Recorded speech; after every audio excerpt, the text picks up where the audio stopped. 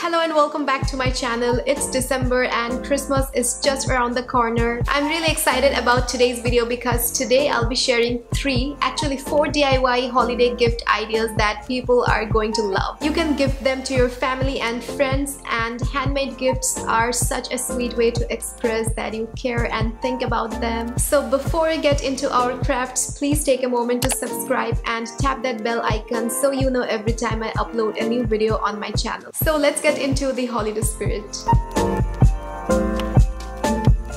For the first project, I will be starting off with some air dry clay. I'm laying out some parchment paper and warming up the clay a bit in my hands to make it more malleable. Then taking my rolling pin, which I only use for my clay projects, I am going to roll out the clay. And the thickness I am aiming for is about 0.5 centimeters. Now I'm taking this glass jar and placing it on the clay to make a perfect circle.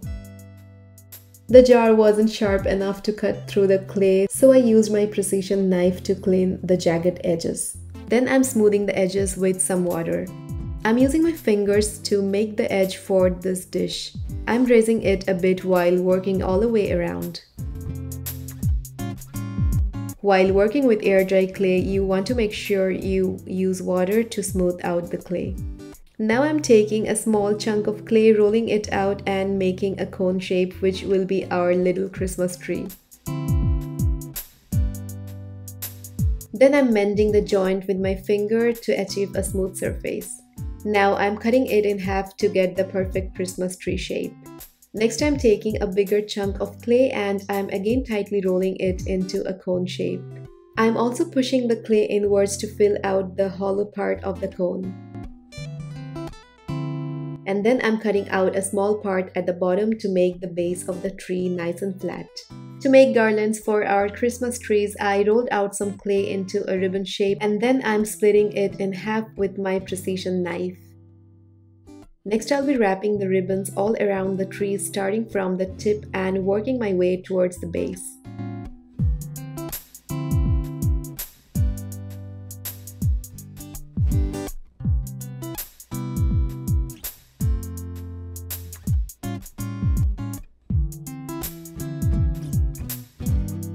I'm scouring the base of the tree so they adhere to the dish.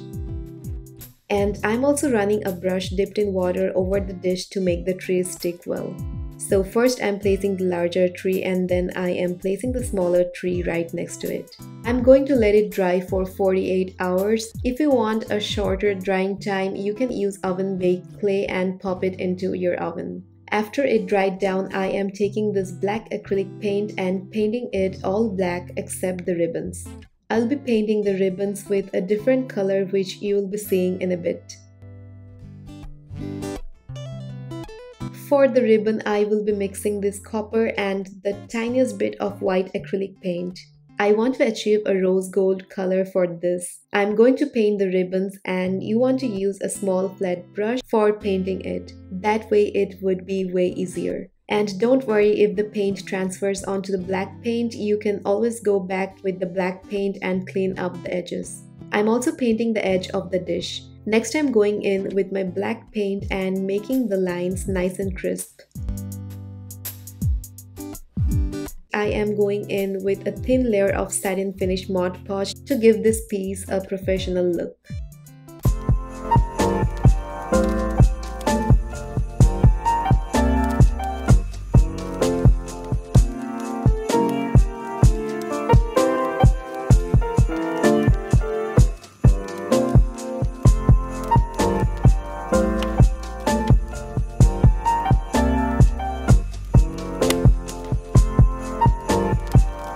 For making the first keychain, I am grabbing this cotton rope.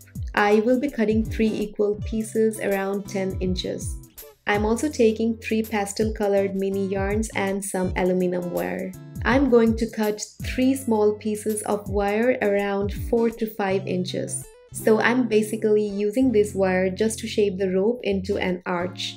So leaving around 2 to 3 inches, I am tightly holding the wire against the rope and I am starting to wrap the colored yarn around the rope. And while wrapping it, I am holding the wire and the rope together with my fingers. I'm wrapping it as tightly as I possibly could. I will be wrapping the colored yarn 2 times just to make sure all the sparse areas are filled out and the aluminum wire doesn't peek through. To secure the end, I am applying a dab of hot glue and cutting off the extra string. Then I'm repeating the same process for the other 2 pieces.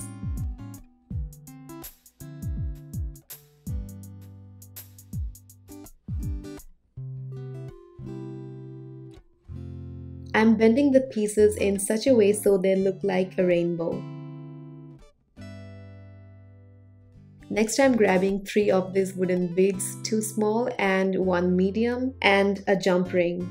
So I'm taking this purple string, which is the same color I used to wrap the top arch of the rainbow, and I will be making a lark's head knot.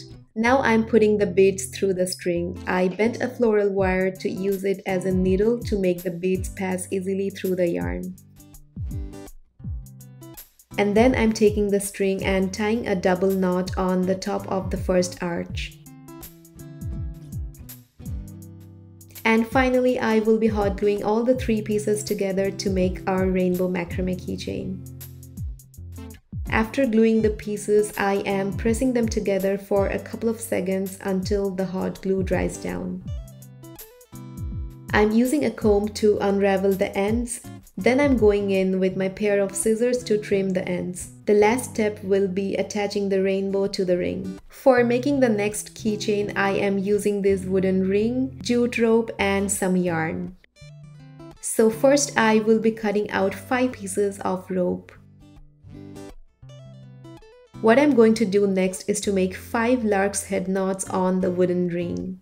For making a lark's knot, I am folding the rope in half and I'm holding the loop, and then I am going over and underneath the ring and pulling both the ends through the loop.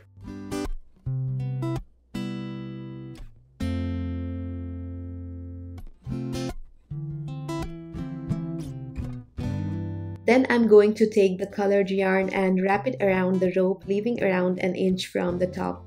I'm going to continue wrapping the yarn till I reach around 2 inches from the bottom.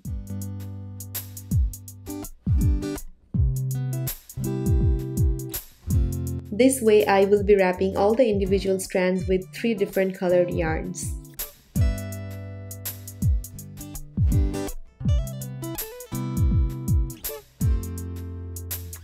To secure all the knots we made, I am going to apply hot glue to the back of the lark's head knot. Next, I'm taking a jump ring and again I'm going to make the same lark knot with the yarn. Then I'm pulling the string through the 2 wooden beads. I'm tying a knot on the top of the wooden ring and then wrapping the yarn around the ring.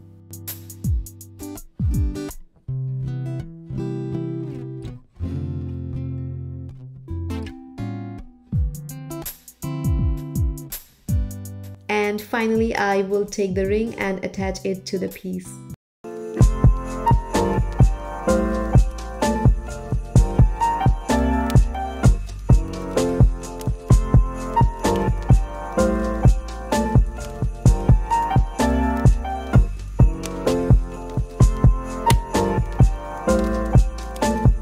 For the last DIY, I am taking 4 of this mini 4x4 canvas panels.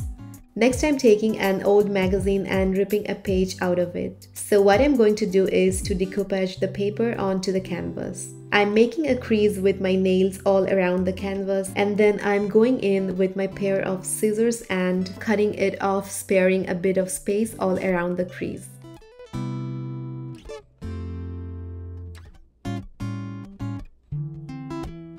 Next, I'm going to take my Mod Podge in satin finish, and first I will smear it all over the canvas.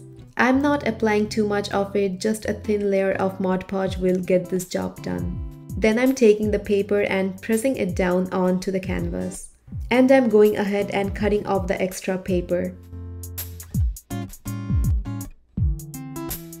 Again, I am going in with the Mod Podge and applying a thin layer on the paper. The satin finish Mod Podge is going to protect the surface and it is going to give it a finished look. I'm just repeating the same thing for all the 3 other canvas panels.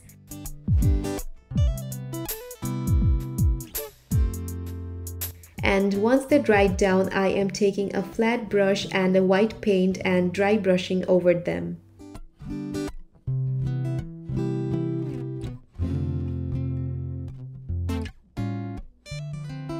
I do not want to cover all the writings, so I'm going in with the tiniest bit of paint and dry brushing over the canvas panels back and forth.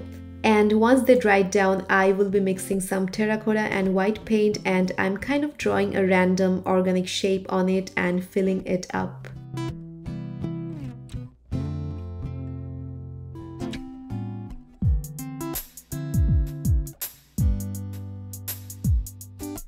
For the next canvas, I mixed some green paint to it so we get kind of a moss green color. And again, I'm basically freehanding an organic shape and filling it in. For the next one, I mixed some beige and white paint. I'm going for a muted color palette here. You can choose any color you like. It is totally customizable. And for the last one, I went for a mustard color. Now I'll be taking some leaves that I collected and I am choosing 2 of these medium-sized maple leaves. It is a bit difficult to work with dry leaves, so I'm going to run a wet brush over it and then I am applying black acrylic paint on the back of the leaf where the veins are prominent. You want to make sure you reach all the nooks and crannies while painting on it, and I think I applied a bit too much water for the first canvas. I would recommend using less water for this DIY if you are working with dry leaf or even any normal leaf. Next, I'm placing the leaf on the middle of the canvas, and then I'm placing a paper on it and pressing it down. I'm applying pressure around the edges of the leaf. I'm holding the leaf with one hand so it doesn't move anywhere and sort of applying pressure around the edges and lifting it up so the paint gets transferred onto the canvas. For the next coaster, I mixed the paint with a few drops of water and I am gently applying it onto the leaf. You could test this process a couple of times before actually transferring the paint onto the canvas.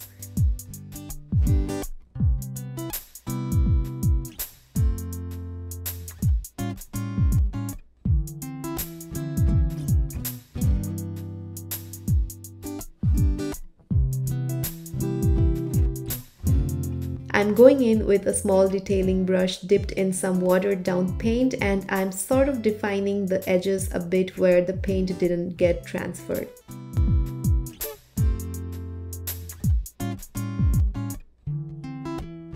I'm also applying the black paint all around the edges with a flat brush.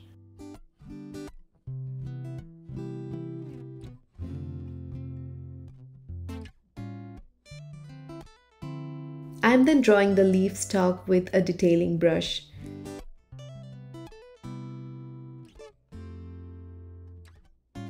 To finish off, I am applying another layer of Mod Podge over them.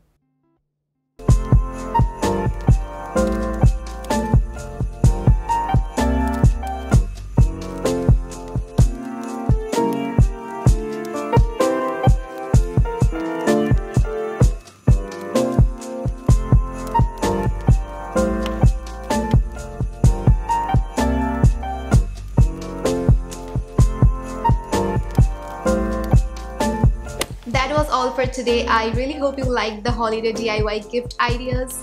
If you did, please do not forget to give it a big thumbs up. Also, let me know in the comment section below which one was your favorite. You can tag me on Instagram at DustyHues if you recreate any of these DIYs. I would love to see them. Thank you so much for watching. I love you guys so much and I'll be seeing you next time.